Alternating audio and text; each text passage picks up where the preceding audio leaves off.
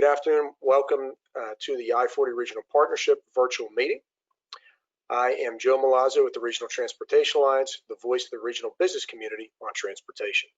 On behalf of our 2020 Chair, Maeve Gardner, with GlaxoSmithKline, the RTA leadership team, and the entire RTA membership, the regional business community is pleased to partner with North Carolina DOT on this ongoing initiative. We have several great speakers this afternoon. That agenda is available on your website at letsgetmoving.org/I-40. A reminder to all of our presenters, you will remain off until you're introduced, at which time you can activate your camera and mic. One other reminder to our presenters, we are transmitting the presentation remotely rather than having you share your screen. I think most of you know that. When it is your time to present, you will have access to, of course, your mouse and your keyboard, and those will work. The one thing I'll remind you is take the arrow that you see and click on anywhere in the screen. That way your window is active. That's one thing you do need to do to begin. And then once you've done that as a presenter, then you'll be able to either go page down or arrow down or arrow right. Any one of those should advance your slides. But the key is you need to click within your screen somewhere so it knows and confirms that you have control. I will now introduce two of our focus area chairs to say a few words. You will hear from Pete Marino and Denny Edwards. So let's begin with Pete Marino with Smith Anderson Law Firm. Pete? Great, thank you, Joe. Appreciate it. I'm Pete Marino with Smith Anderson Law Firm and the current Freeways Chair for the RTA. The regional business community has been pleased to partner with NCDOT for more than 10 years now on the I-40 partnership. We certainly appreciate the leadership of Joey Hopkins, Meredith McDermott, and so many other friends with the department and other agencies have provided to keep our community moving. As everyone knows, financial resources are a challenge right now. This partnership and collaboration between the public and private sector keeps us all focused on the opportunities. I'm now going to turn it over to my fellow RTA Steering Committee member, Denny Edwards. Denny? Well, thank you, Pete, and good afternoon. I'm Denny Edwards, president of the Greater Raleigh Convention and Visitors Bureau, and also the Tourism and Business Travel Chair for RTA. While travel may not be high on everyone's priority list right now, tourism is a large driver for our economy. We must continue to provide convenient and exceptional travel experiences for our visitors while they are in our region. This includes easy connectivity, as well as overall appearance and condition of our roads. I want to thank NCDOT, our municipalities, regional planners, transit partners, and so many more of you on the phone for keeping both residents and visitors of our area moving efficiently, easily, and safely. Thank you.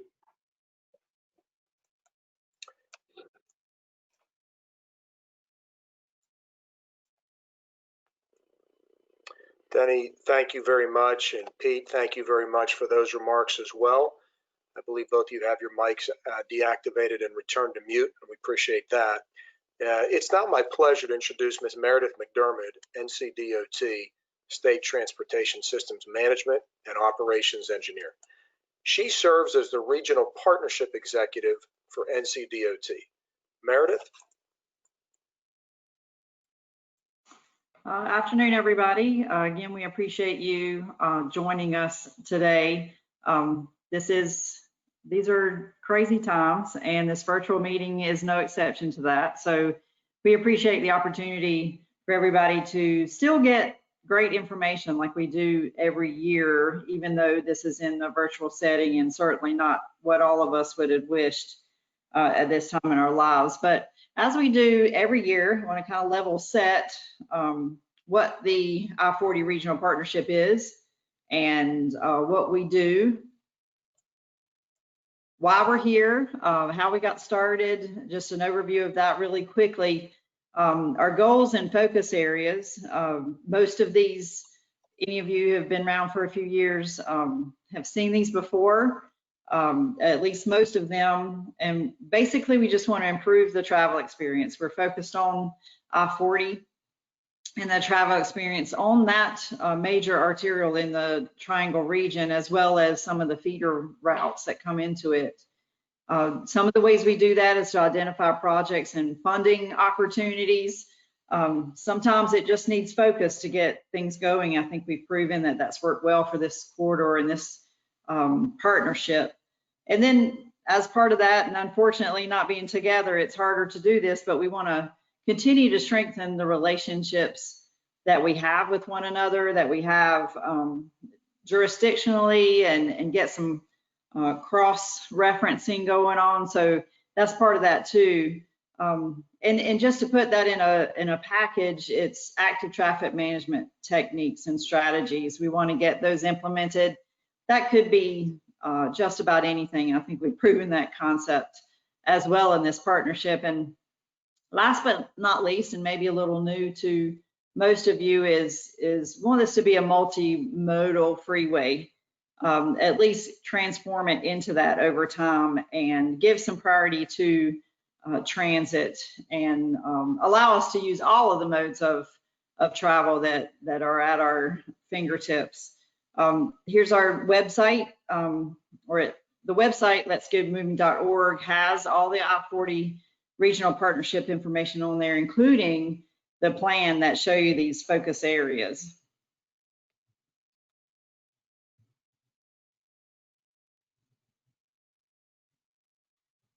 Sorry, I went past one slide. We were talking about this morning, and wow, it seems like a long time. It also doesn't seem like a long time, but we've been meeting here for a long time.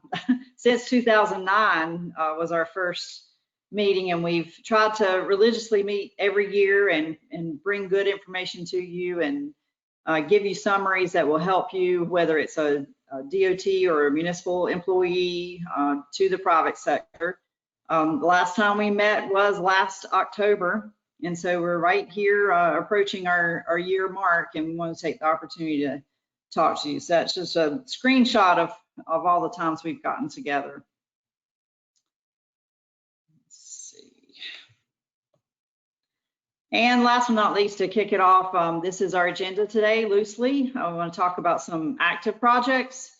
We can get some updates on what traffic's doing right now in this time of our lives, and where our funding is. We also want to talk about the projects that are upcoming that we will see in the future, and get any final remarks from our presenters. And again, we appreciate the opportunity to talk to you, and looking forward to hearing some interesting information today. I'm going to pass it on to back to Joe as he starts to present, introduce our presenters. Excuse me. Meredith, thanks very much for that. And as Pete said, and Denny has mentioned as well, and you said as well, we really appreciate the partnership with NCDOT. And then as you just showed by that one slide, we really do have met for a long time, over 10 years, and the partnership just continues and gets better. A couple more housekeeping items here. Make sure to get down this way here. I think this is working. Let's see. Please stand by. See if I can get, there we go. So we do have a packed agenda today. So questions are going to be limited. What we're going to do is try to take a question or two at the conclusion of each of the presentations, or at least some of them. But the way we're going to do that is via the chat function. And so the way you access that is up on the top of your screen there. To the right of that, that looks like the two little people there. And there should be a number 94 or something similar to that. If you have a question, put on the chat. And when you do it, place in the chat who your question is to, and specifically what project. I'm about to introduce Joey Hopkins. He will have several he'll be speaking with.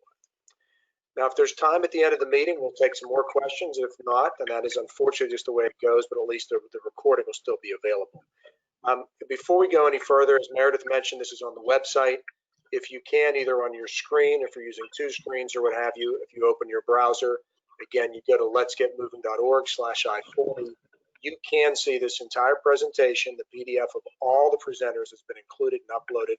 And then in the upper right of that page, you can see the I-40 plan that Meredith mentioned in terms of for the partnership. It's identical to what you saw last year, other than one edit to make room for the phrase that Meredith mentioned about multimodal freeways and streets. Well, at this point, I'm pleased to begin the introductions. Our colleague and friend Joey Hopkins with NCDOT Division number 5 is going to go forward with that. I know he has activated his slides. I don't know if your camera's working for that, Joey, but I know you're going to be beginning with the projects on I-40 and some parallel reliever routes. So please welcome Joey Hopkins. And Joey, you should be able to click in the center and begin advancing your slides. Thank you, Joe. Can you hear me? We can. Let me see if I can get control of the slides. There we go. So first of all, Joe, thanks for the opportunity. I think at least you, Meredith, and I have all been involved since back in '09 in all of these, but it's always a pleasure to be able to come together and share information and even just have discussion on potential solutions to the main artery of the transportation network here in the Triangle. So I'm thankful for that opportunity and I appreciate it. I've got about, trying to click through this, a large handful of projects. My main goal here is just to give you general updates on the status. I do have a few pictures. I also, as part of that, I want to kind of hit a few highlights on where COVID and traffic related to COVID, revenues related to COVID has affected some of these projects. So I'm going to try to hit that as I go through. The last project, Complete 540, JJ Edens and I will be tag teaming that. I will give an update on the project, and he's got some other efforts that the Turnpike is handling with outreach and just future plans with 540. So with that, I'll get started. So let's start with the I-40 widening east of Raleigh. I think most everybody on this virtual meeting is familiar with this project. We're widening 11 miles of interstate from the Beltline in Raleigh, east of 42 in Johnston County. Bottom line is we're adding 2 lanes in each direction. So the easternmost portion will be 8-lane divided, 4 lanes in each direction. And as you get closer to the Beltline where you already have 3 and 4 lanes, you're adding 2 lanes to that too. As part of this project, we're also modifying the interchange at 42. We'll be adding a collector distributor there, and it'll be connected to a new interchange at Cleveland Road. We're rebuilding the interchange at Jones Sausage Road, where Amazon Distribution Center is getting ready to open up now. All in all, I think there is 10 of 11 bridges on this project are under construction now. We are still acquiring right-of-way here. Utility work is ongoing at 42 and 40. The East Garner Road Bridge opened up in May of this year. We switched traffic to the median in May of this year on the western end of the project, up from 70 Business back to the Beltline. Here are a few, let me get the,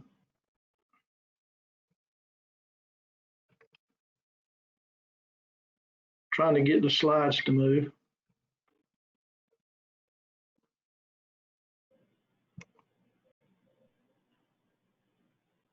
Yeah, sometimes they get a little ornery. Natalie, Joe, you may have to help me. Let me see if I can do it for you. Hold on a minute.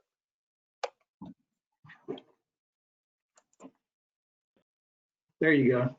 Yep.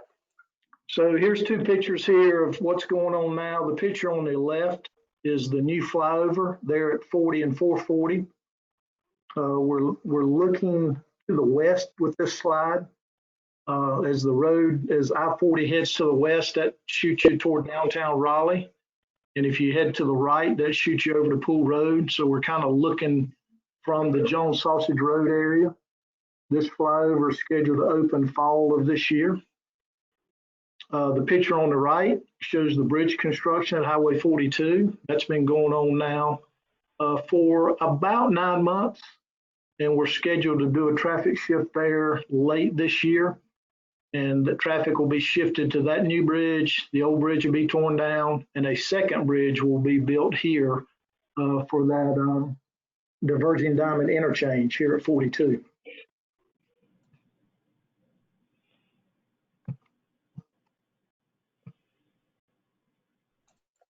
You still got it, Joe? If I got it. I think what's happening is every once in a while, it's getting to the point that it's trying to edit the document because it's not in a presentation mode, it's in an actual view mode. So that's what, Okay. Let me move my arrow to the side. Maybe that'll help. that's a good idea.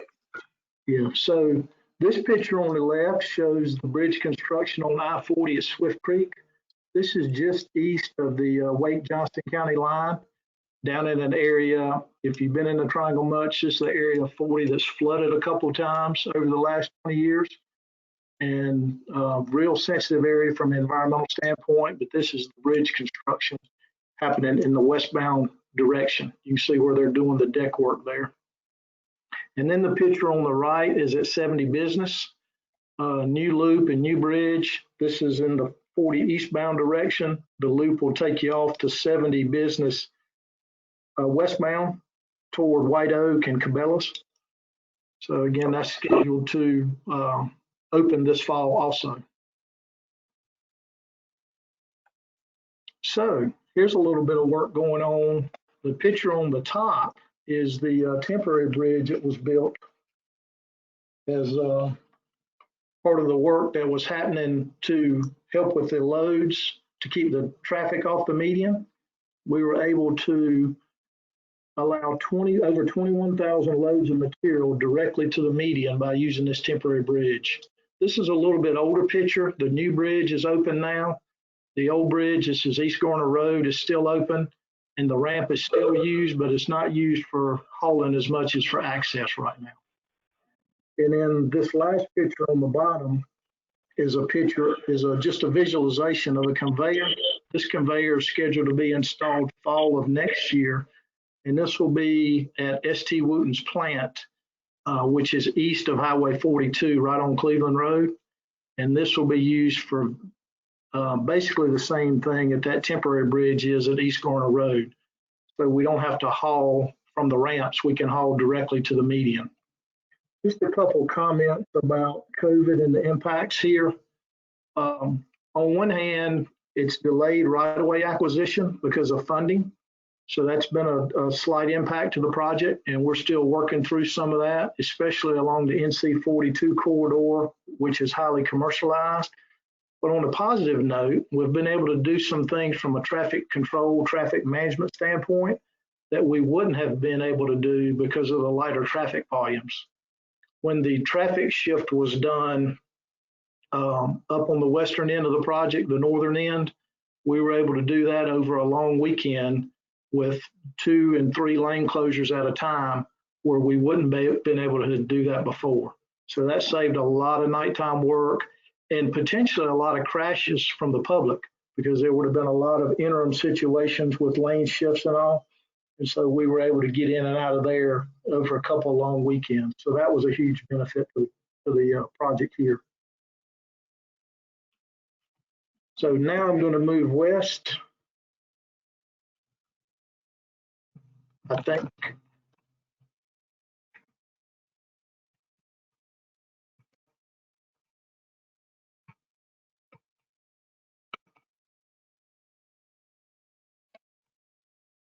Joe, I think y'all are going to have to help me out.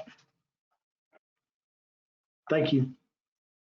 This is the I-40 and Aviation Parkway interchange. This is an active project. Flatiron Construction is building it. You see the traffic is on the new bridge here, the picture on the right. Half of the new bridge was built. The second stage of that is under construction now.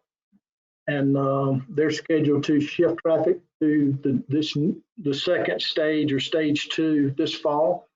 And then that way they can complete median work on I-40 and also the median concrete work on Aviation Parkway. This project is going really well. From a traffic reduction from COVID, we were able to close I-40 for an entire weekend to tear down the old bridge on Aviation. That's a situation that would have took us probably a minimum of 5 weeks to do, because of the limited time frame that they were allowed to close I-40 through the night, say from 10 p.m. to 5 a.m. But we were able to close it. We ran the traffic up the on-ramp, up the off-ramp, down the on-ramp in both directions for a long weekend. Backups were minimal. I think the biggest backup we had was just over a mile in either direction. Worked really well. They were able to get the entire bridge down before Monday morning rush hour. And now you see the new bridge under construction there on the right, or stage 2 of that bridge. So really good use of different traffic patterns with that. And that's scheduled to be complete next spring.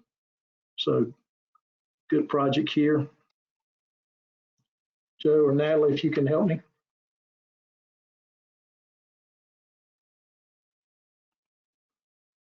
Give us just a second here. I think we might be competing with each other on this one here. So hold on one second. Sorry. No, you're fine. You're A-okay. That should do it for you. So this is the next Interchange West. I don't have a good picture of the bridge because we don't have a lot of work going on the bridge now. This shows widening to the outside of 40. Part of this project and the Aviation Parkway project, we're adding auxiliary lanes between 540 and Aviation Parkway. So there'll be auxiliary lanes between those 3 interchanges once these 2 projects are done. This project is on schedule. It's going well. You will not see the bridge construction on I-40 start until later this year. And that was phased in due to utilities on this project. They are working pretty hard on a realignment of Pleasant Grove Church Road, which is just to the east of this. You can kind of see that on the bottom picture. I don't know if your screen's big enough, but where the old Hertz rental place was at the airport years ago, Pleasant Grove Church Road will be realigned around that to provide some spacing between the ramps. And this is a diverging diamond interchange also. So it's going along well here. And let's move to the Triangle Connector, or I-885. That project's been underway for a few years now. Scheduled to open next spring. We're about 90% complete here. The main work that's going on now is some touch-up work on the connector itself, noise wall construction on the connector. The big work is going on US 70. We're still finishing up the new railroad bridge. And we've got some, the bridge over NC 98 is in that stage 2 construction. That's that picture on the bottom left there is the widening or stage 2 of that bridge. The picture on the right shows the new railroad bridge and the temporary railroad bridge. And we plan to shift traffic on US 70 to the median later this year. Right now, the old railroad bridge, the temporary railroad bridge, is in the way. So once we can shift the rail traffic onto the new bridge, we'll be able to get that temporary rail bridge out of there and get traffic in a better situation on US 70. So next slide, please, Joe. As part of that project too, we call it I-885. We work with AASHTO, and we plan to name a portion of Durham Freeway and the Triangle Connector and a portion of US 70 Interstate 885. The total length of that is about 8.6 miles, and we're actually working with FHWA now on that. In addition to that, we're partnering with the Turnpike, and they plan to name the piece of Triangle Expressway, which is about 3.4 miles, NC 885. So from 540, which is just off the screen here, up to 40 will be NC 885, and from 40 all the way up to 85, it'll be I-885. And Joe, if you'll hit the next slide. We're working with FHWA now on that, doing a due diligence. There are some issues we have to work through. Just as an example, on the existing section of Durham Freeway, we've got some substandard bridge rail. We've got some median landscaping where there's large trees and bushes in the median, in the clear zone. There's some interchange spacing concerns between I-40, Cornwallis Road, TW Alexander, and on the US 70 end between I-85 and Cheek Road.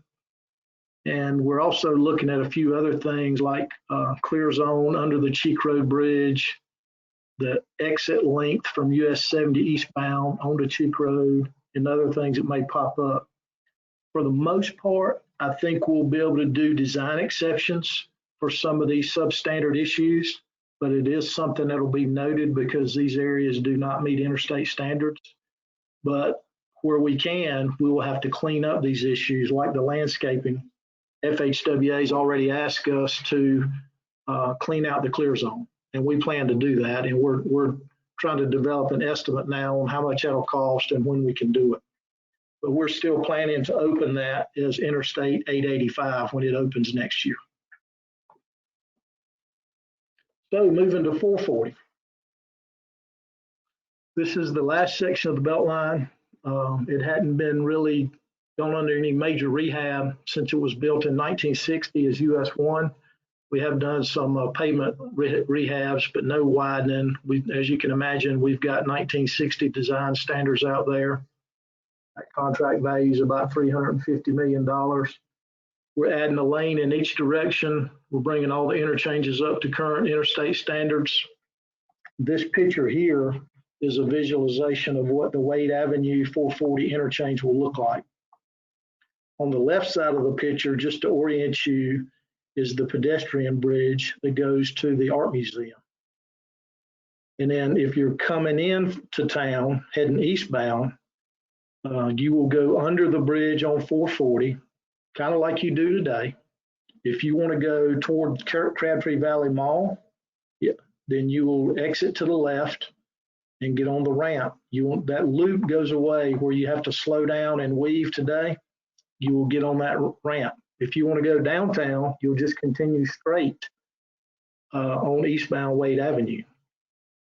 Coming out of downtown, you will get on the bridge, go over 440, and if you want to head toward RTP or Cary, you'll just continue going straight and merge in with the traffic coming from 440. If you want to go toward Cary on 440, you will go the same way, go over the bridge, and then take a left exit and merge on that ramp traffic toward Hillsborough Street and Cary. So a very innovative interchange design here that the team did. If you've been out in this area, you'll see you've already seen what some of that bridge work looks like. And I've got a picture here in a minute that'll show some of that too. Next slide. So this is actually a picture of what the Western Boulevard interchange will look like. This is a diverging diamond. The development on the left-hand side of the screen is the old Kmart where the batting cages are. And to the right side of the screen is NC State Centennial Campus for downtown Raleigh. Active construction now. We've got utility relocation going on throughout the project. Bridge work going on at Wade, at Western, at Melbourne, and Jones Franklin. Got grading and drainage coming up. Upcoming construction, they'll start Hillsborough Street Bridge later this year. There's a planned eastbound traffic shift later this year. And we're doing utility work now at the Hillsborough Blue Ridge Road grade separation. I've got a slide going into a little bit more detail at that intersection next. So this is visualization showing what that intersection will look like once that grade separation is done. The bottom left is Hillsborough coming out of Raleigh, heading toward the fairgrounds. Basically, it stays at grade, but you will be on a bridge crossing over Blue Ridge Road. The trains will be on a bridge crossing over Blue Ridge Road. The picture on the right is Blue Ridge looking northbound, looking toward the fairgrounds. So you're coming from Western Boulevard. You will be down in a trench type thing. Gregory Pool area is on the left-hand side where the trees are. The vet school's on the top right. So we're going down over 20 feet to get under Barrel, under the railroad tracks, and under Hillsborough. This schedule has been put off a year due to right-of-way and utility issues. We were planned to close Blue Ridge Road after the State Fair this year. Now we're planning to close it after the State Fair next year and not reopen Blue Ridge until the summer of 2023. During that same time period, Hillsboro will be closed for about 6 months. You'll still be able to go from Hillsboro on the Beltline side to Blue Ridge on the fairground side, or on the, say, the Rex Hospital side, but you will not be able to go toward Cary on Blue Ridge for those 6 months. You will not be able to go south on Blue Ridge toward Western for those 6 months. And then also there'll be a time frame in there where Barrow is closed for about 10 months for that same construction. And those two closures will not overlap. They will be somewhat sequential. The plan is right now to only impact one fair season. These are some pictures of the active construction. The top left is the bridge construction going on at Jones Franklin Road. We will have basically the same interchange that we have there now, except the new bridge is about 7 feet higher, and it's right much longer to accommodate the new lanes. So Jones Franklin's going to be raised, widened. The ramps have to be rebuilt, meet current standards. The Melbourne Road Bridge is shown on the bottom left. And then you've got the Wade Avenue area on the right side of the page. This picture is about a month old. If you go through there now, you can see piers on that right-hand side and even in the median of Wade Avenue. This does have a good shot of the traffic shift though on Wade Avenue, pushing the westbound traffic away from the median to allow room for that median bridge construction. So let's move on to Fortify Landscaping. This is a landscaping project that started about a year ago. We've planted over 1,400 trees, 3,000 cubic yards of mulch, over 500,000 square feet of pine straw. This was done as part of the Fortify project. When we do that now, we do not put the landscaping in the construction contract, mainly for two reasons. We want the landscape contractors to be the prime, for one, so we found that we get a better product there. But number two, we want the plantings done in the right season. If the project's finishing up in the summertime, we don't want the plants planted in the summertime. So we let these contracts so that plants are put in the planting season. So this is landscaping along 6 of the interchanges along 440. This project cost about $1.8 million. Show that next slide, please, Joe. And we've actually partnered with the city of Raleigh and even the Regional Travel Experience Council with RTA to plan this. This shows the interchange at South Saunders Street and some of the hardscaping on the left, and also the pines on the right and the left that shows this. The planning is now completed here, and we're in a 1-year establishment period for this project. So for the next year, the contractor is responsible to replace any dead or dying plants, and also they have to water and weed and mulch and do that. So overall, we expect to have good success with this project, and are looking forward to those plants maturing over the years. So now I'm going to move into Complete 540. And this is the toll section. I'm going to go through here pretty quick. This selected alternative just shows the different interchanges and shows the 4 different projects, the 2721 A and B, the 2828. Those 3 are under construction now. And the 2829 is a future project that runs from east of 40 to 540. Next slide.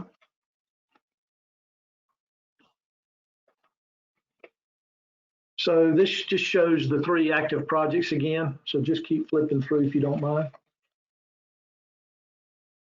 This gives a little bit more detail on our design build teams. The first 2 projects are just over 9 miles together. They have the same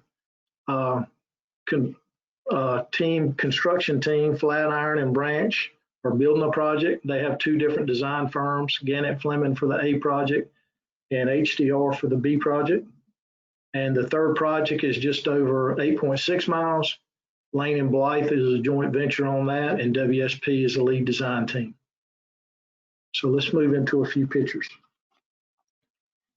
So this is a couple pictures from the first project.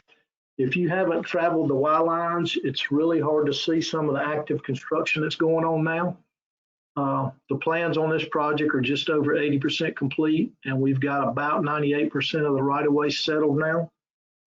This first picture on the left is looking from William Street toward Middle Creek, and you can kind of see the clearing that's been going on.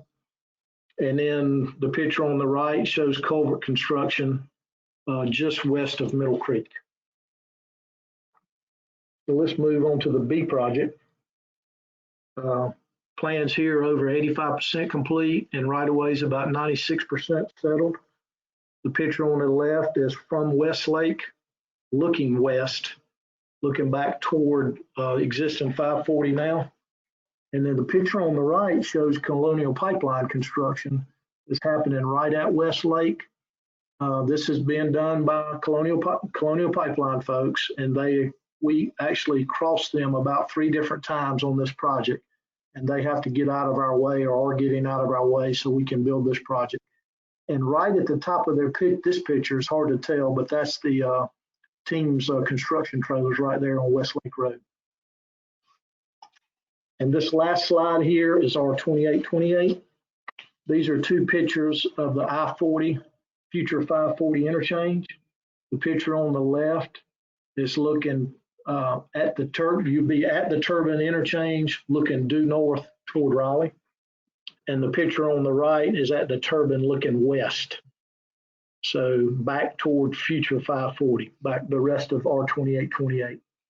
So a lot of area there torn up and under construction now. And I'm going to turn it over to JJ. He's going to provide some additional information on the efforts that the Turnpike's doing, and even talk some about our 2829. JJ? Thank you, Joey. Great presentation. I'm going to start a little bit, and I'm going to try to do this fairly quickly because I know we're running a little bit behind. About our community outreach, we're doing a little different, obviously, with COVID, but we weren't able to have public meetings, etc. So for the first time, we did virtual meetings, and it was really interesting, the results and the turnout that we had at these meetings. Most of them had, for the first 3 that we did, most of the whole community. The one I think had about 270 people in the community, and we had 230 some people actually online. So it's been very, very good. The team has done a great job in coordinating between the contractors and the designers and DOT and Turnpike people, and our communications group has really pulled it together and answering questions. The last one I listened to, and it was supposed to be over at 7. It went to 7:45 with questions, and it's been really good. In addition, we've sent out over 7,500 postcards. We're looking ahead at what kind of construction is going to happen, what kind of noise is going to happen, dust, etc., and communicating with the residents right then and there to give them an opportunity. We have a call-in line. We are on Nextdoor, which is also fairly new. I don't know if everybody's familiar with Nextdoor. It's a little blog thing for neighborhoods and the regions. So, we're reaching out, by the way, to Rotary clubs and, any clubs and stuff like that that may be impacted or want to know, and setting up, we have kind of a speakers bureau that can go out and talk to people. So if anybody does know of anybody that would be interested in receiving information on, what's going on the project, feel free to give me a call or, get a hold of Joe. We talk all the time, and let me know. So, so we had I talked about the hotline we set up. We've had over 400 calls and emails to the hotline, and we're communicating with them again, trying to solve all that and keep people informed so they don't, it doesn't get out of hand with rumors, etc. we're working steadily with, emergency services and federal agencies, businesses and municipalities again too. So, but if you have anybody else that would like to see, some of the presentations we're doing or a special presentation, let me know. Working with RTA has been great. Joe and I was at the Turnpike when we started the whole Turnpike, and then left for a while and came back. And it's amazing. It really is the cooperation between, the government agencies and this group and to get things going. So I do want to talk about a little bit about 28, 29, the last portion that Joey mentioned. As you know, it was scheduled to the program in the SIP for the beginning of 2029 for the Board of Construction.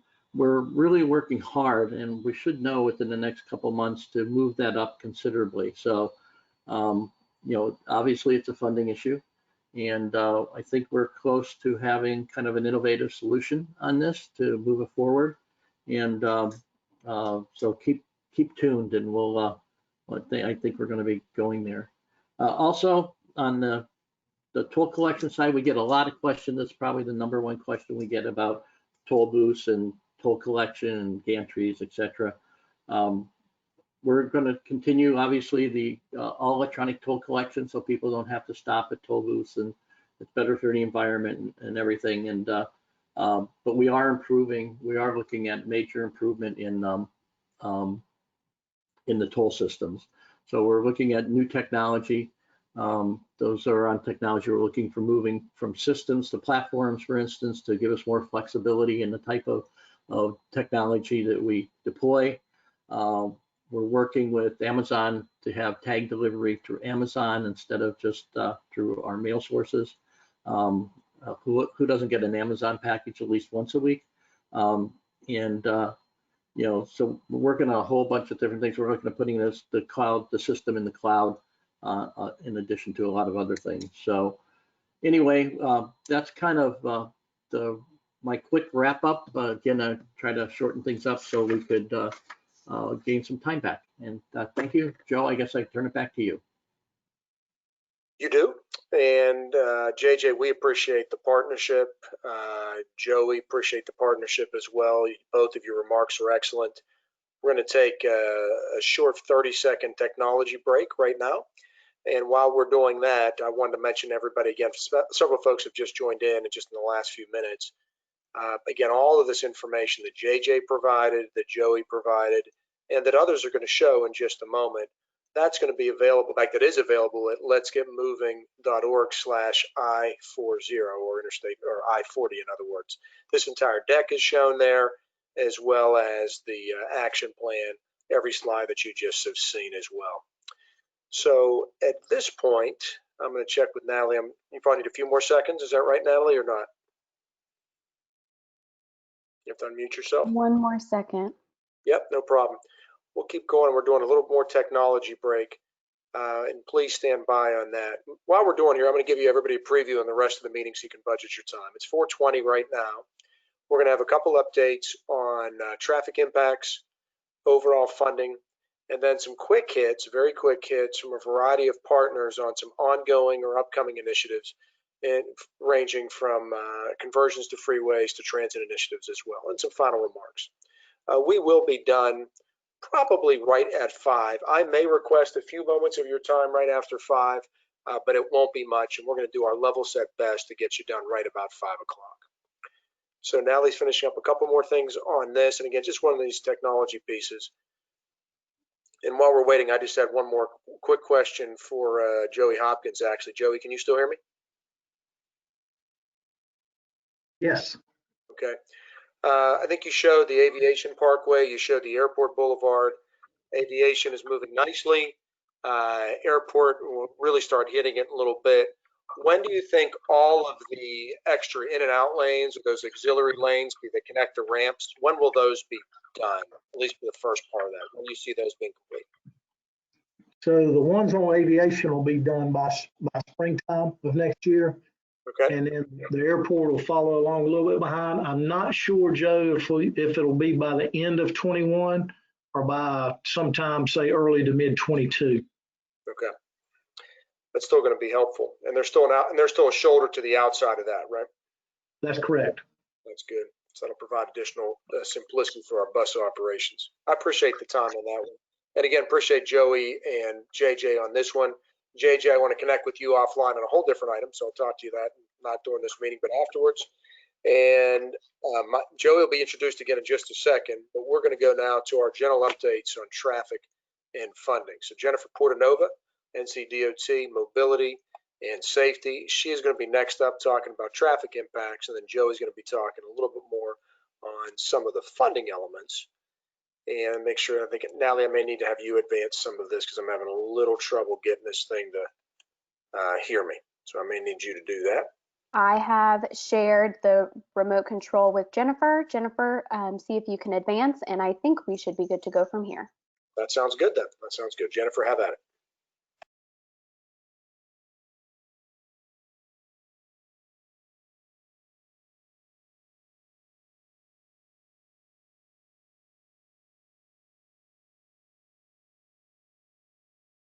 Jennifer, you just need to unmute yourself. Yep.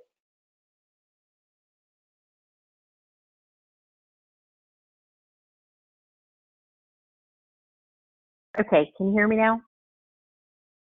Yes, ma'am. Yes. All right. I'm gonna jump right in, and hopefully everybody had a chance to read it while they were waiting for me to talk about it. But what I'll show you is some graphs about how we have seen traffic volumes decrease during the COVID pandemic. We've seen some interstate speeds increase and some interstate congestion decrease, and overall our crashes have decreased, but our fatality crashes have remained the same numbers.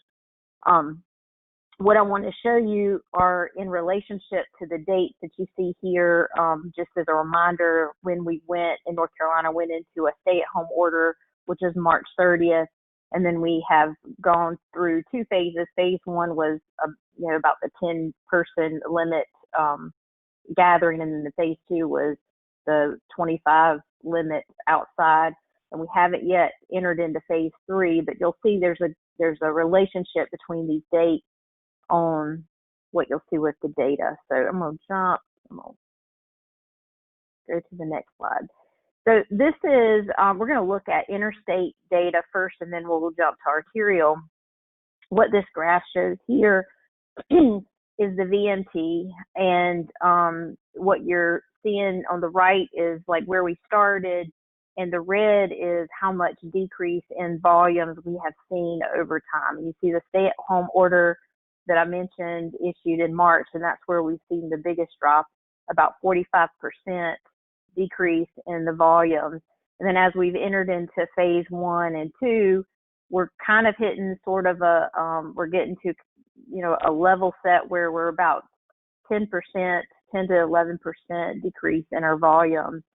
And just comparing that in the last 4 or 5 weeks, you can see that we're kind of right in line with what the national trend has been on traffic volumes, about a 10% decrease in the volumes. And so we're right there at that. This chart right here is the speeds on our urban interstates. And we looked at Raleigh and Charlotte to compare the 2019 speeds at the same time to 2020 speeds. And you see the lines where we have the stay-at-home order, which is where we see the most increase of our speeds on the interstate. And then it's kind of leveled off a little bit to where we're about 10 miles per hour faster, and that still remains true today. We're about 10 miles per hour faster on our interstate. This chart shows the difference in congestion from 2019 to 2020. And you see right there at the stay-at-home order, our congestion pretty much dropped to zero. At that time, we had to turn the ramp meters off for I-40 because there's not enough traffic for them to be useful. And you'll see how the increase in congestion has slowly started back in the Charlotte area and in the Raleigh area. And Charlotte's still like half of what it was originally. And those are slow to increase. There may be some difference between Charlotte and Raleigh theories that we have about why there is a difference. I'll talk about those a little bit later when we have looked at all the data. So this is data from our arterials, and we're collecting information each week from Cary, Charlotte, Concord, Greensboro, Raleigh, and Wilmington. And it kind of, you see that the trends have been similar for each one, how we had a real decrease, about 37%, I think was the max, at the height of reduction in the volume, and then how we've increased since phase 2, and we were again holding steady about 11 or 12% less than pre-COVID, except for in areas like Wilmington, and that might be due to seasonal traffic. And if you see, like, the area for Cary and Raleigh is still quite a bit lower than the other areas, and we believe that could be due to more white-collar workers who might be working from home. So the next one I want to show you is the difference in, this is a snapshot of Concord pre-COVID, and where we have peaks in our, this area had a clear AM and PM peak.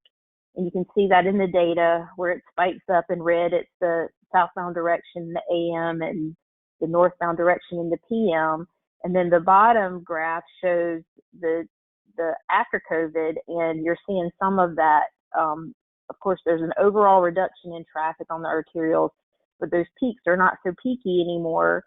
And some of the traffic shifts from, like, the AM peak used to be real strong in the AM is actually increased in the evening, so that's kind of more of a spread of the traffic. And I think that's pretty much a trend that all the municipalities may be seeing, some changes in how we would have what we were used to seeing as far as how our peaks, AM and PM peaks, operate. So now looking at crashes, overall, the crash, this is numbers that are compared 2019 to 2020. And the numbers are down, obviously, for all over crashes, but you can see the number of fatalities have remained the same. And even in the June area, there's actually more fatality numbers, which makes the rate of fatalities go up. And this is real evident in the TMC. We are managing traffic every day, and a lot of what we have been seeing is that we're dipping more into roads and network of roads that we wouldn't have normally been able to look at because we've been busy managing congestion on the interstates. And so we're seeing a lot more of these type incidents, and we're managing them more specifically because we wouldn't have noticed them before. So we're having still a lot of crashes to manage in the TMCs. So just to summarize, our interstate speeds in the urban areas have increased. We've seen a decrease in traffic volumes on the arterials and the interstate. Interstate congestion has decreased. Overall crashes have decreased, but the fatality crashes have remained the same. And so then, the question is, what's next? We think some changes will happen when we go into phase 3. The school traffic obviously generates a lot of traffic for us, so that should have an effect, assuming that schools go back, and a lot of schools are talking virtual. And then we believe that some of the more white collar work areas, white collar worker areas may still be working from home even after some of these, the phase 3, because like we're having this virtual meeting, we believe that might be more efficient. And so we may see some trends that last beyond even the next phase. And so with that, I'm going to ask if there's any questions. That's a great presentation, and none came in the chat, but what I will tell you, Jennifer, just to build on what you said, Deloitte did a study of over 40,000 companies in America, and they said only 22% of the workforce is working at home or working in person today, and they believe by August 2021, according to the survey, that number will only be 35%. So your point about this being a new norm could certainly be exactly right. So But great presentation, and thank you for sharing it, and also appreciate the partnership with you. Thank you. Okay, and we're going to go ahead and advance to the next one. I'm going to bring Joey back again, and he's going to talk about state funding overall. Joey? Joey, Okay. let's try your mouse control again, see if that works a little bit better for you this time. Okay.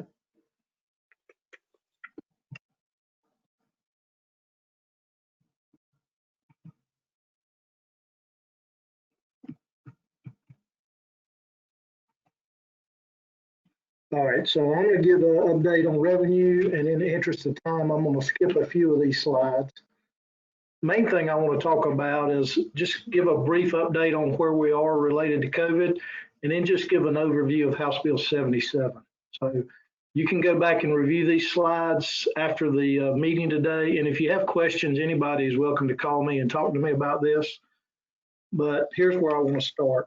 Bottom line, with the current situation we're in, we're still operating on a thin margin, even with House Bill 77. I think everybody knows we're 100% receipt supported, and the COVID-19 impact of the traffic volumes has been devastating to our revenue.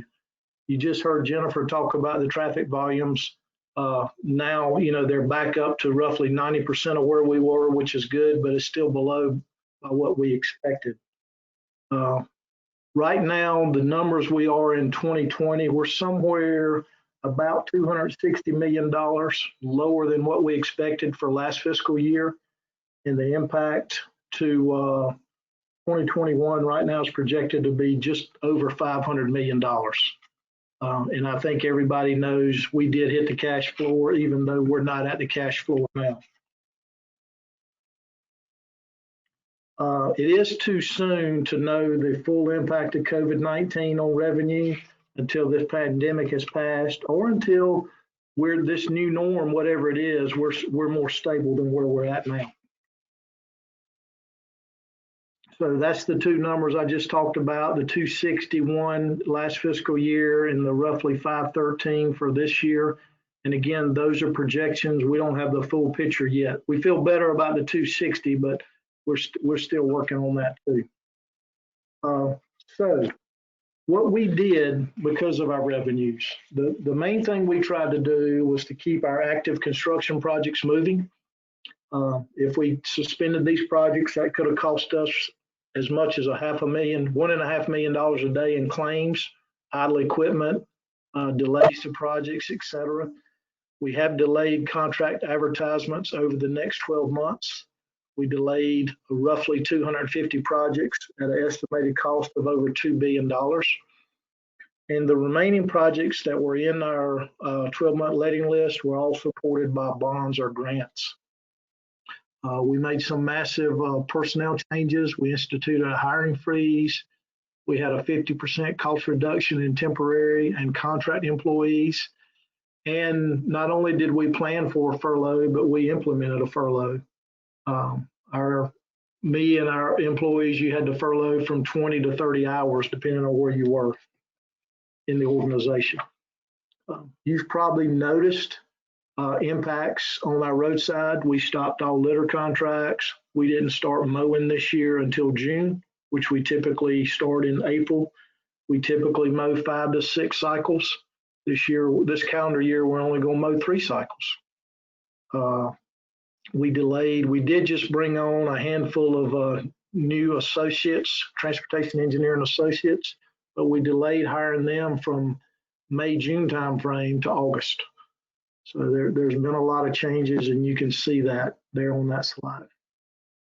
So some of the things that impacted us from a legislative standpoint, Senate Bill 701, that was passed earlier this year. It delayed transfer of $61 million into the new Transportation Emergency Reserve that was set up late last year. That helped us main thing with our cash balance. We weren't spending that money unless we needed it for storms, but by transferring it, having to transfer it into that reserve, we couldn't count that for our cash balance. So that added on that day $61 million into our cash balance. House Bill 1043 was passed back in May, I believe. that gave us access to $300 million from the CARES Act. However, the problem of that is Congress hasn't authorized us or any other state to use that for lost revenue. So while we have access to that, we have to wait for changes in federal legislation for that. And then finally, our budget appropriations for this fiscal year was the big change that happened. And I'll just give you a few details on that. The bottom line, we were under a biennial budget. We were in year 2 of our budget, but with decreased revenues, the second year of our budget had to be revised to account for those revenues and plan our funding accordingly. So I'm just going to give you some highlights. Maintenance funding was increased by about $66 million as what was planned for this fiscal year. Public transportation, bike and ped were decreased about $76 million. Aviation was cut about $9 million. Rail was cut about $12 million. STI was the big reduction for us, which that's our TIP projects, that's our capital program. That was reduced $425 million. Mobility modernization, that's where we do a lot of safety projects, a lot of small turn lane, traffic signal projects. That was reduced by $44 million. And finally, Powell bill was reduced by $18 million. And that was basically cuts from both Raleigh and Charlotte, from the 2 largest municipalities in the state. Some other changes related to House Bill 77. There is a gas tax floor that's set for next calendar year. January 1 is when the gas tax changes. And based on current gas prices, that was scheduled to be dropped significantly. But the General Assembly put a floor on it just for 2021. So it goes back to what it was in 2022. There were a number of changes to the North Carolina Build Bond. First of all, the $400 million that we lost the opportunity in bond sales for last fiscal year due to COVID. The bond sale was suspended this past spring. That was added in for the bond sale for 2021. So instead of losing that opportunity, it was just added on to the opportunity for this fiscal year. We were given the ability to use that bond sale, that $700 million, on active construction projects. Now, those projects still have to meet the bond criteria. It still has to be a regional or a division tier project. But the good thing is, if you've got projects you can apply those funds to, we would typically be using our cash balance to pay for those project expenses. So we can use the bond funds to do that and build our balance back up. So that's a positive thing from a cash balance perspective. And unexpended funds from year 1 bond sale.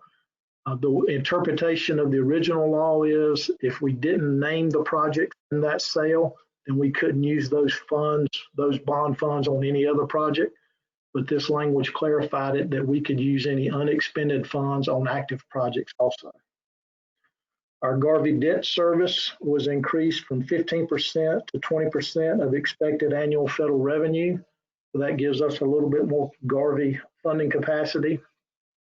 And then finally on this one, the $300 million in CARES Act funding that I mentioned a second ago, the initial deadline for that is we had to use those funds by June 15th. That was extended to September 1st. Right now, we still don't have access to those funds, but it's still out there as an option. So it just depends on what Congress does. And there's some other changes too. Basically, our tax revenue distribution on how much money went into the highway fund versus the trust fund has changed over the next 3 years. There's some additional reporting requirements to the JLTOC, to the Office of State Budget Management. The Board of Transportation has been restructured. Now the General Assembly gets to name 6 members. The governor names the 14 division members. The House names 3 and the Senate names 3. And that's similar to the way it was probably about maybe a little bit less than 10 years ago. So it's kind of going back to the future. And they've got some additional duties tied to formulating priorities, accountability, performance metrics, and they actually have to review and take action on our spend plan. And this is all tied to our keeping an eye on our budget and allocation and making sure our spending is in line. With that, I'm done, Joe. Hopefully that helped get us back a little bit on schedule. You did great. No, Joey, I definitely appreciate it, and thank you very much for that. We're going to go into what's called the lightning round of the upcoming projects as we look at upcoming and ongoing projects and initiatives. And so hopefully that will work. Let me see here. Now I'm going to need you to advance it because I'm clicking, and all the clicking in the world is just leading the same questions that you see right on that screen there. So there we go. So Richard. I have shared the functionality with Richard, and I believe he should be ready to go. That sounds good. Thank you.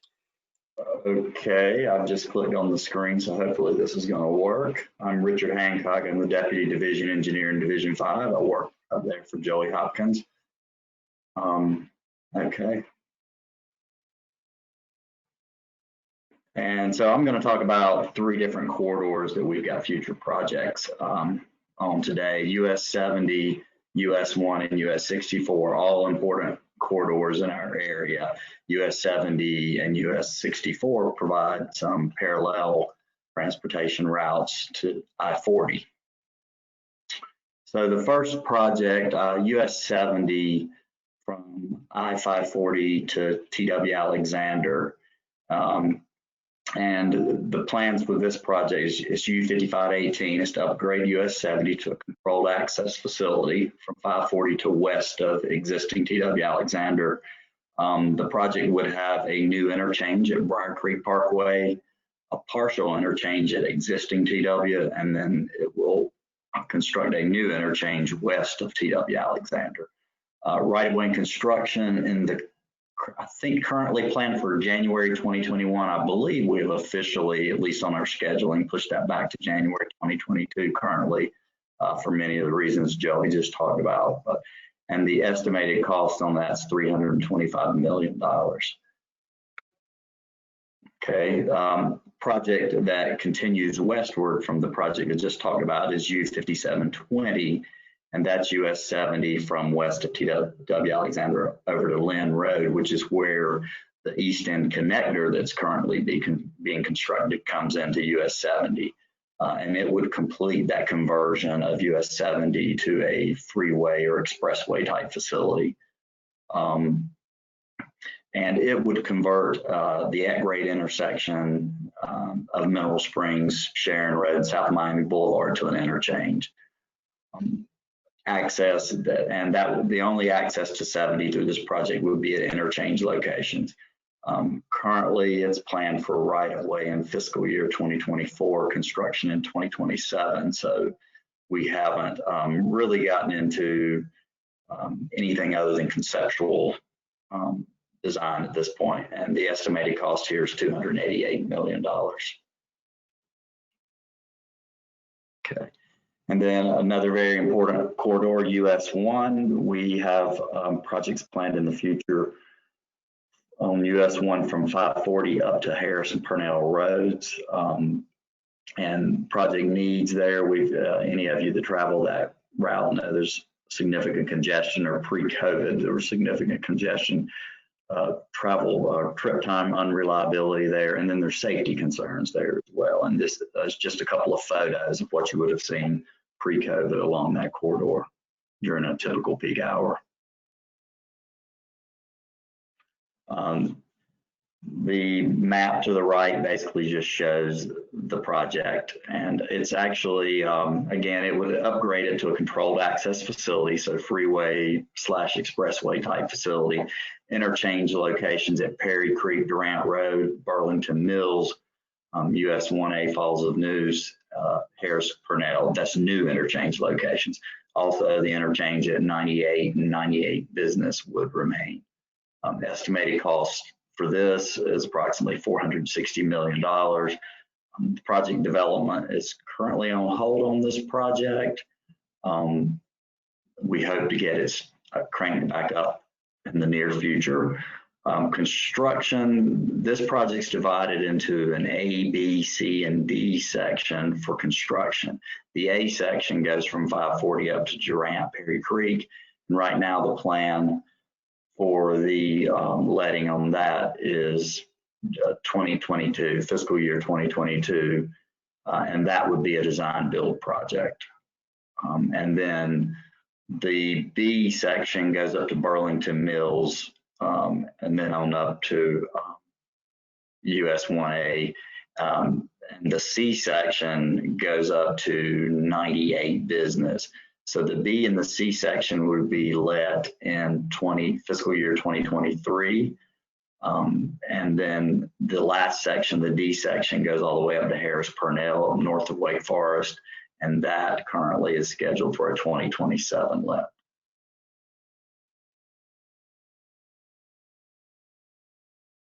Okay, I'm trying, there it goes, okay. And the last corridor I want to talk about is US 64 in the Apex Cary area.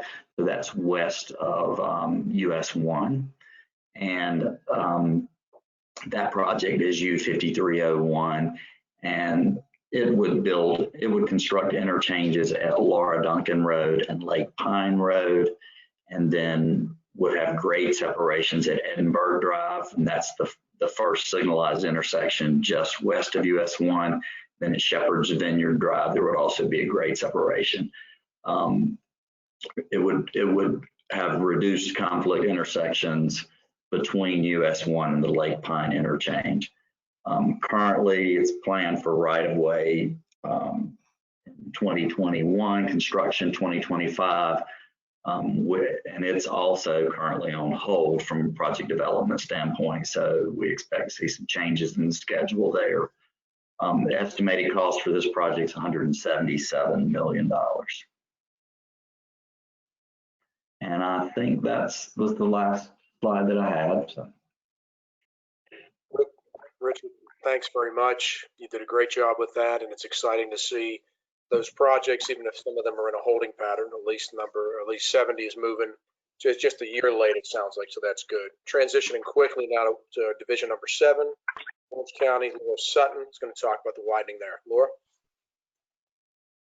All right, Joe, looks like I'm having Joey's problem with can't advancing the screen. So now 1 second, Laura, I'm working on it. Yeah. Yep. I have to take control back from the prior speakers too, so thanks for your patience with this transition. We're almost there.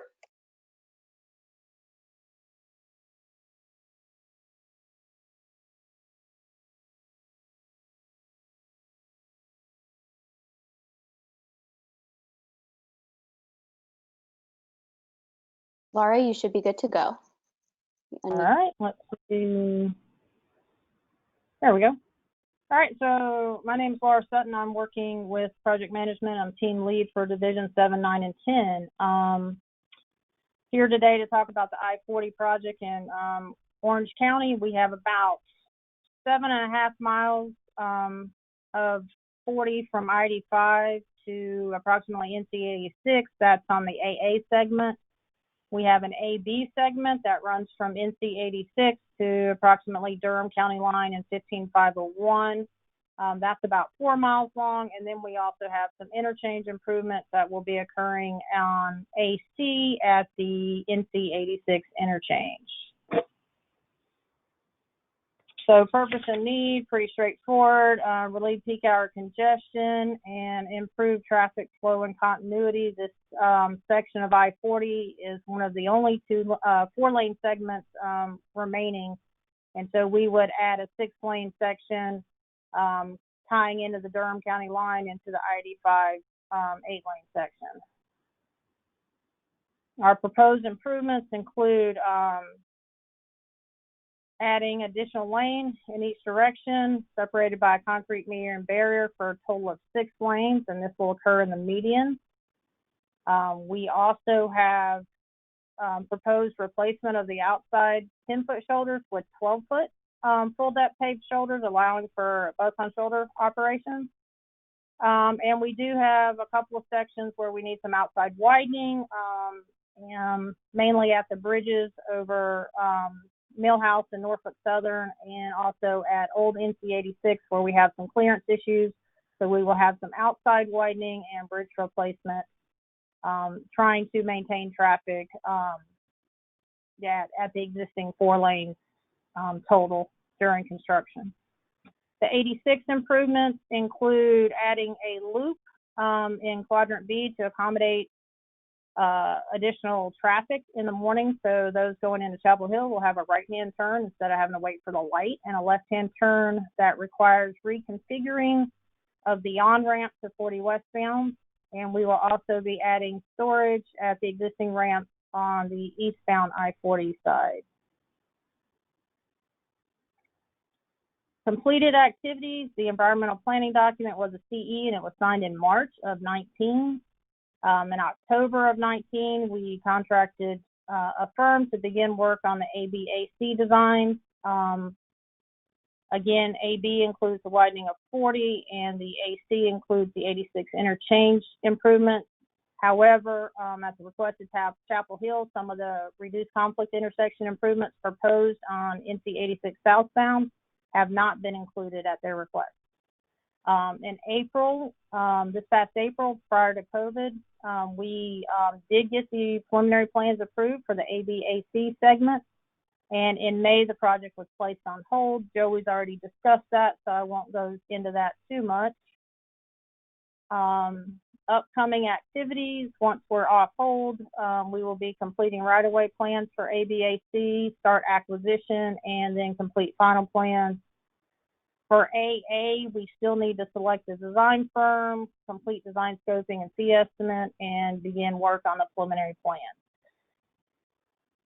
Our schedules, this is a little complicated. This is our current schedule for AB, AC, and AA, which are the 86 to Durham County line is first. We're in the middle of our right-of-way plans when we were put on hold. So the red shows the effect of the hold to the project schedule, which is approximately a 6-month delay. So everything will shift to the right 6 months. And for AA, we had not selected the firm, so the hold is currently ongoing, and that also shifts everything to the right.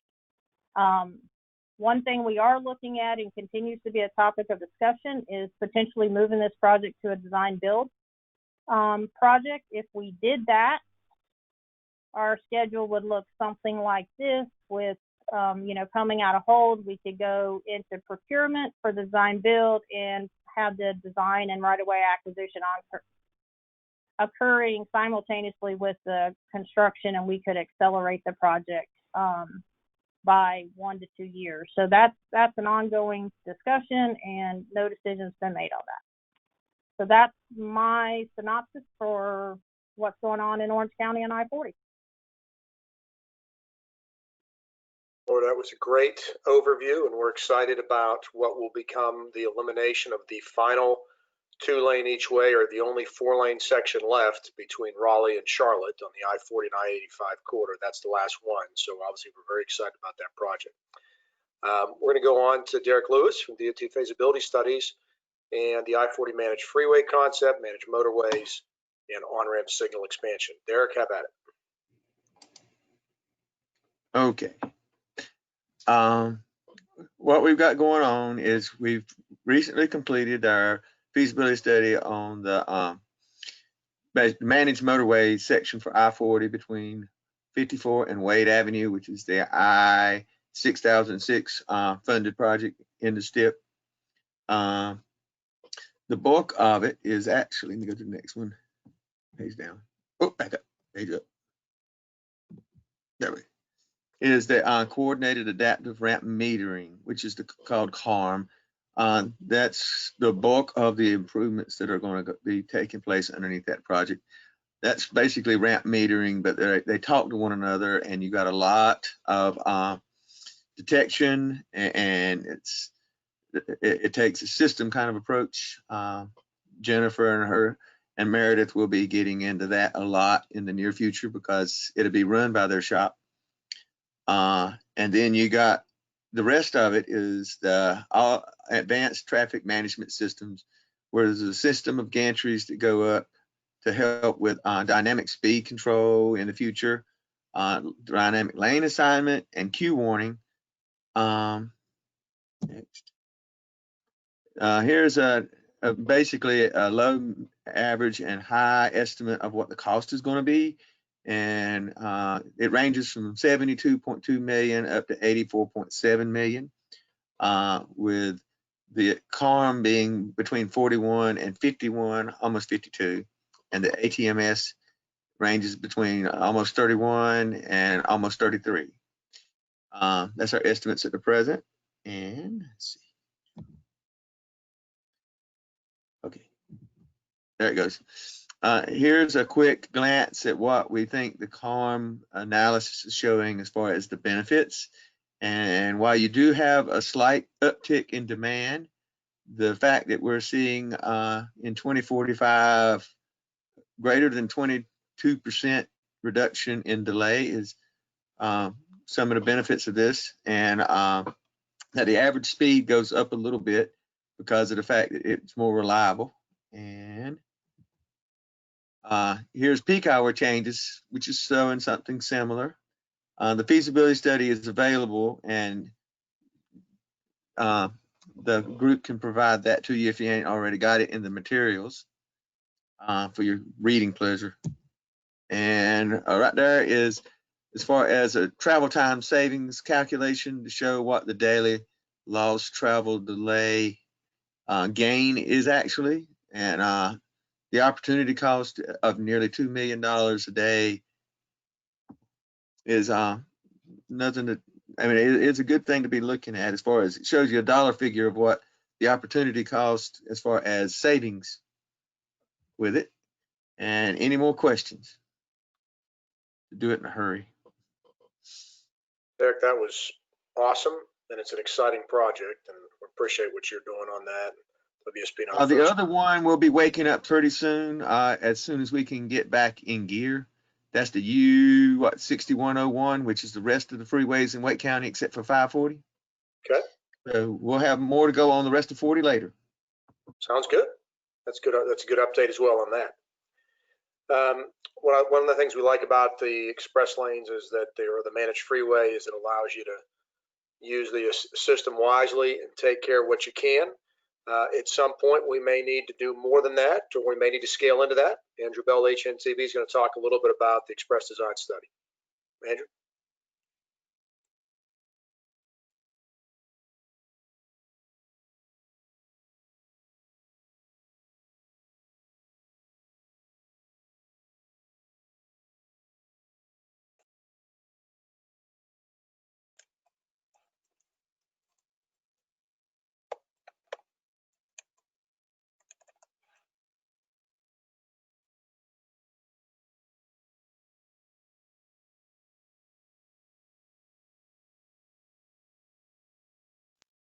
Andrew, were you unmuted, or do you need help with advancing the slides? Allie, just go to advance the slides. Go ahead and do it. At least the first one. Sure, I haven't heard Andrew yet. Are you there, Andrew?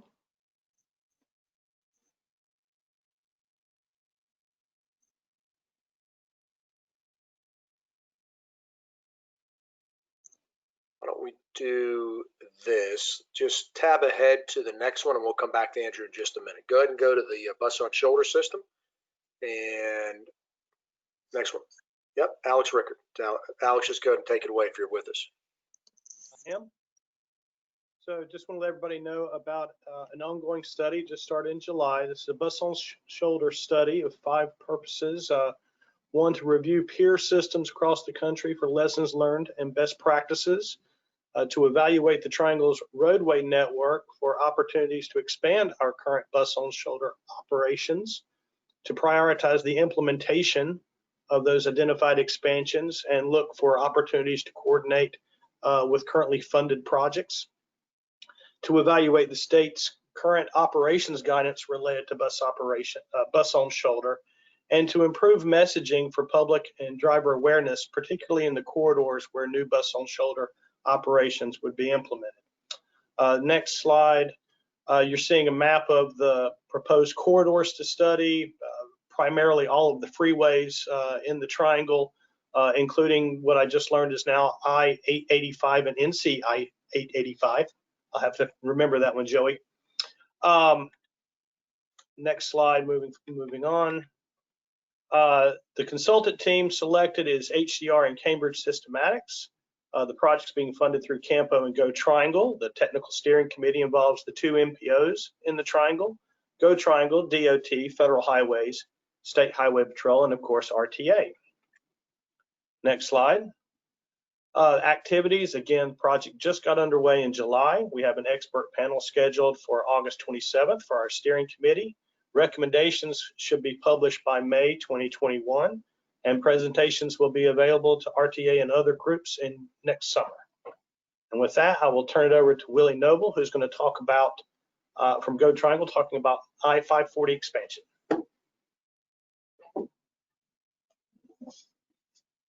Good afternoon. This is Willie Noble, Manager of Construction Administration at Go Triangle. Can you hear me? Yes, we can hear you. Okay. Yeah, there's the map. Thank you. Yes, the next segment for expansion of the bus on shoulders system operation is targeted for the section on the northern perimeter of I-540. As you see on the map, it will operate between Chapel Hill Road or NC54 in Durham on the west and over to Capitol Boulevard in Raleigh or US Highway 1 on the east side. We held coordination meetings with NCDOT, several meetings, and appreciate the cordial relationship we've had in working with NCDOT on this. We've also held meetings with Highway Patrol and some of the emergency response agencies as we looked at the operations here. We have recently, just last week, received signed and sealed plans from NCDOT for the sign location plan, as well as the signage, sign location map, as well as the signage plan. This route is about 36 miles. It will operate on both sides, so 36 miles total. And it includes about 84 signs. And right now I'm working to prepare with our legal department to prepare the municipal agreement that we have to have between Go Triangle and NCDOT. Once I have that agreement in place, I will be able to flesh out a schedule for this project. We have prepared an independent cost estimate in Go Triangle for $35,000 to do the whole work. But the work involves having the signage fabricated by NCDOT through their contractor, and we Go Triangle will prepare a contract to have those signs installed in the NCDOT right away. And that concludes my presentation. If there's any questions, I will be glad to try to answer.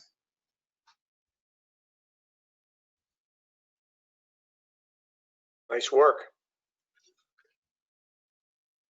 Back to Andrew. Andrew Bo, can you hear us?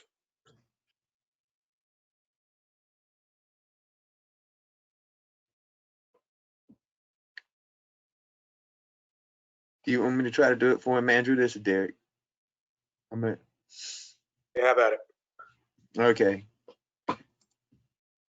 What HNTV is working on is a feasibility study for the section of I-40 between 540 and the Durham Freeway. It happens to be one of the most congested sections of interstate in North Carolina. In fact, it is the most congested section of interstate in North Carolina. So we've been trying to look into long-term and intermediate improvements that we might be able to make to address the multiple interchanges that you've got. Having 5 interchanges within about 2.5 to 3 miles is part of the problem. You got 2 system interchanges and then the other one. The other 3 in the middle. Hey Derek, can you hear me now? Yes. I'm going to get off and let you do. Right. Yeah, my apologies, everybody. My internet has been in and out, and I'm going to blame that on 2020. But I apologize, but we are all set to go. Thanks for picking it up, Derek. I appreciate it. I'll try to pick it up and get everybody moving along with their day. Yeah, this is a great study. We appreciate the opportunity to speak. We've got the chance to work with Derek with feasibility studies, with Terry and Mark over at Corridor Development, and with David, Richard, and Joey with Division 5, as well as congestion management. Nick Lineberger's played an integral role with this project as well. So we appreciate the opportunity to work on this. This project has really been a pleasure to work on. So what you're looking at now is the peak hour volumes along I-40 and the project area. And the project area really includes RTP. It goes from NC55 in the west all the way to Airport Boulevard to the east. But really we're talking about the area between NC147 and Interstate 540 and NC 540. This is the highest traveled corridor in the state, including areas in Charlotte, Greensboro. This is it. This is the highest traveled interstate that we're dealing with, and the forecasts show that that's going to maintain through the next couple decades. Forecast was provided by Patriot and Three Oak, who worked hard to provide us with an origin destination based forecast that really provided the basis for our analysis and our design. It was really interesting to see some of the dynamics that happen along this corridor on a daily basis, especially as you look at the peak hours and a lot of the travel patterns that we see today. Are going to carry forward into the future and really drive the conversation that we're having today amongst all of the agencies and amongst the different NCDOT parties as well. So it's been a great study. All right, let's see if I can forward the slide here. All right, so like we said, the volumes that were developed were on an origin destination basis, but we did take those volumes and put them into line diagrams to really start our conversation in terms of how much demand we have and how much, really how much capacity we need to be looking at on an overall scale. And you can see the difference here between the 2018 and the 2045 volumes. We're looking at 13,000 cars in each direction in 2045, and that's a lot for any corridor to handle. So we're really looking at a true urban interstate facility, urban freeway facility here that's going to need to really be thought out and include quite a few parties to get a solution together. In general, you can see the volumes are increasing by about 50% between 2018 and 2045, and the heaviest section is right here around the 540 interchange, just to the west between 540 and Page. So what do we take into consideration for a study like this? Obviously, we do have congestion in the peak hour, and that's what we've looked at for this study. As things move into the future, we're going to need to look at things like shoulder peak hours, as well as any other time periods throughout the day. We know the urban areas experience congestion not only in that 1 hour in the AM and 1 in the PM, but throughout other times of the day. So there are lots of things to think about in terms of congestion. Adjacent planned projects, we've obviously talked about that today on the call. Freeway to freeway origin destination pairs, the main movements we see. The weaving sections in this vicinity are important and play a crucial role in getting congestion in this area, especially in the PM peak hour. So we want to try to do something to eliminate that. Transit connectivity, we want to, keep that in mind, and we do not want to preclude transit from utilizing the facility. Right-of-way cost impacts, obviously, this is a very crucial area with lots of businesses that are close by and use this corridor. Compatibility with managed motorways, we talked about that, and we did include those parties in the conversation during the study.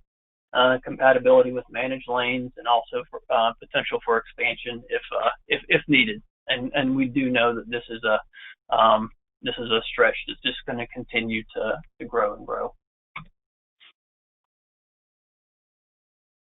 All right, let's see, moving along here.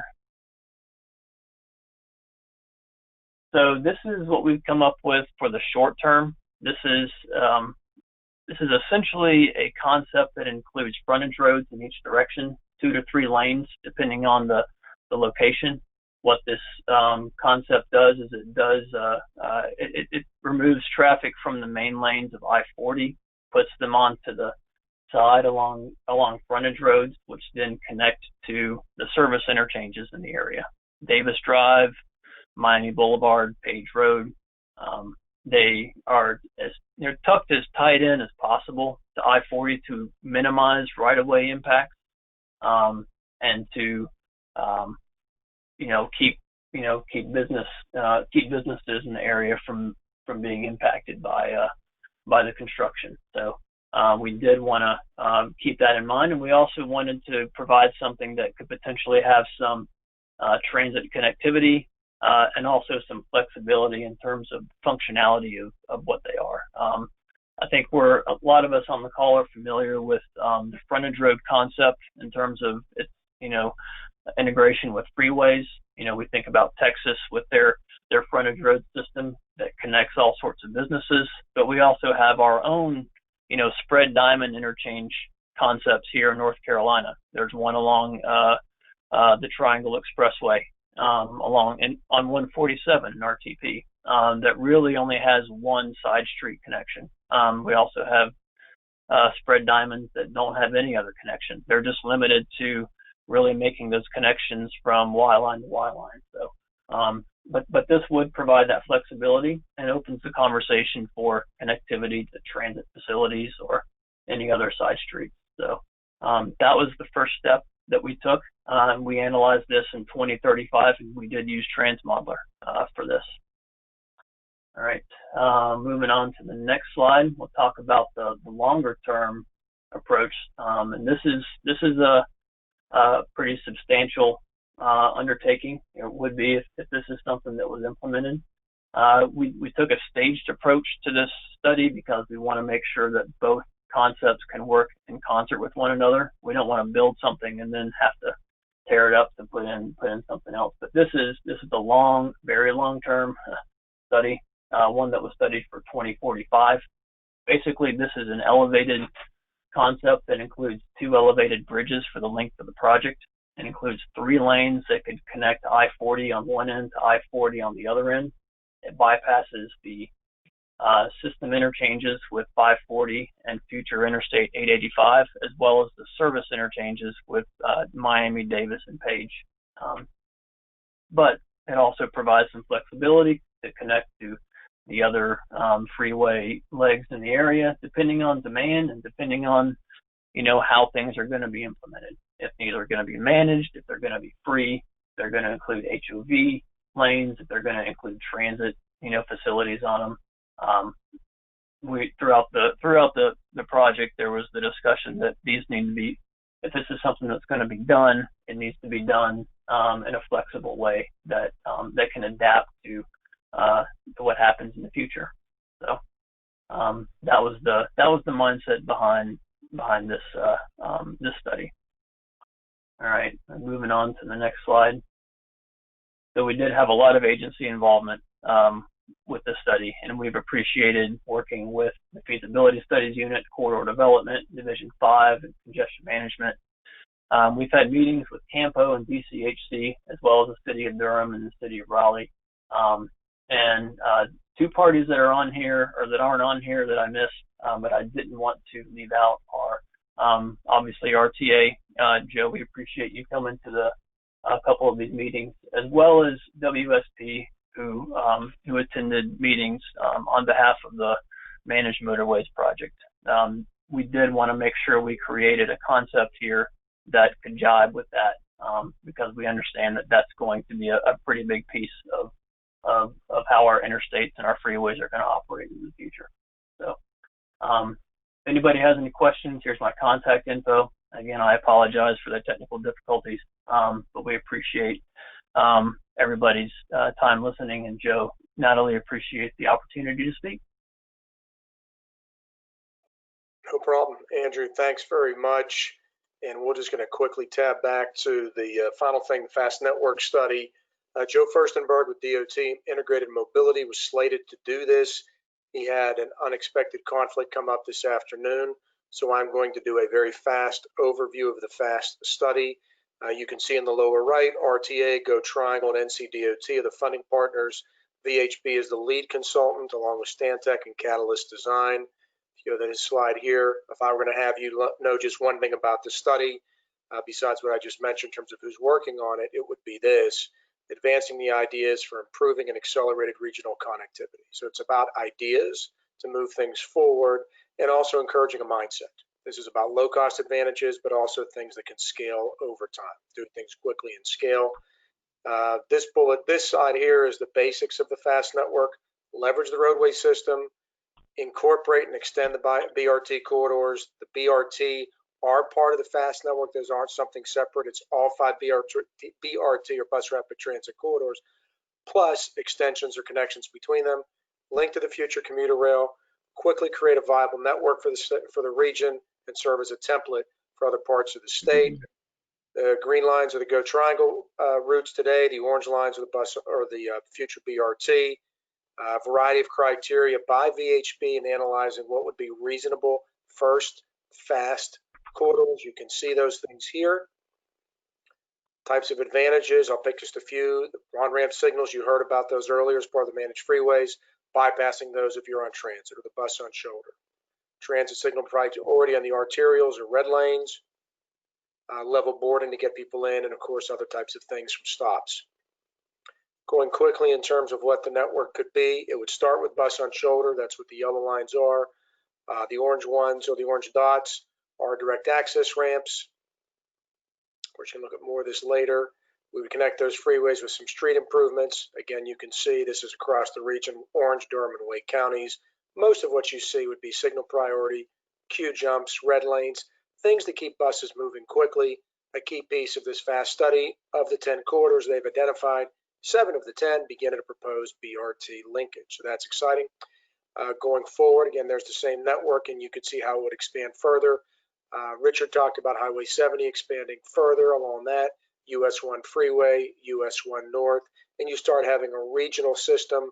You go a little bit further out, and I'm having trouble collecting for some reason. I'm not sure just what happened there. There we go, and there's connections to Chatham Park and what have you. Future things, the image on the left, bus-only exit ramps for freeways. That happens to be one in Pittsburgh. Priority shoulder, that happens to be one used in Colorado, and of course freeway transit stations. The study's active. The website is as you see. Comments are active now till the end of the month. We would like any comments from folks on that. Next steps, VHB is looking at ongoing projects, future projects, finding ways to try to incorporate transit advantages with a particular focus moving forward on the elements of that in terms of the short term. One quick thing in terms of the comments and so on, I'll go to the last slide there. Right here, there was a question here from one of our members, Cross J. Dunn: how's Express Design and FAST working together? Broken down cars and buses are using the shoulders. One thing I will mention is that the buses are allowed to have to move around anything that's on the shoulder, but as you can see from the comment from Meredith, bus corridors will have focused efforts to remove disabled vehicles as soon as possible. That's part of it. But Bo, I appreciate you bringing that up, and also the kind compliment about the improvements despite the challenges. I'm going to bring us home real quick. Appreciate everybody spending a little bit extra time with us, but let's face it, This is an entire regional freeway and extended system. The partnership's been around for over 10 years. Truly appreciate the partnership with NCDOT and all the other agencies, local, regional, and state, and of course federal too. Joey Hopkins, certainly appreciate the partnership with you as leading the division, and Meredith McDermott as the partnership executive. letsgetmoving.org/I-40 has this entire deck. It is available for your use. Others are always on an email. Somebody already shared part of it. The meeting's still going on. I think that's fine. If you have questions, you can email myself, joe@letsgetmoving.org, or Natalie@letsgetmoving.org. We'll be happy to direct those to the right person. At this point, I believe our webinar is essentially done unless, and there's the alarm right there. And unless, Meredith, you have any final comments, or should we just bring it home? No, sir. I think we're good. Okay, Joey? Okay, appreciate you hosting this. Natalie, any final comments we need to deliver to our members and partners? I think we are good. Thanks everyone for joining us today and bearing with us. Sounds great. The recording will be posted within 24 hours. You'll get to see the whole thing in its glory. Appreciate it. Have a great evening, and thank you very much. Let's get moving. We are adjourned.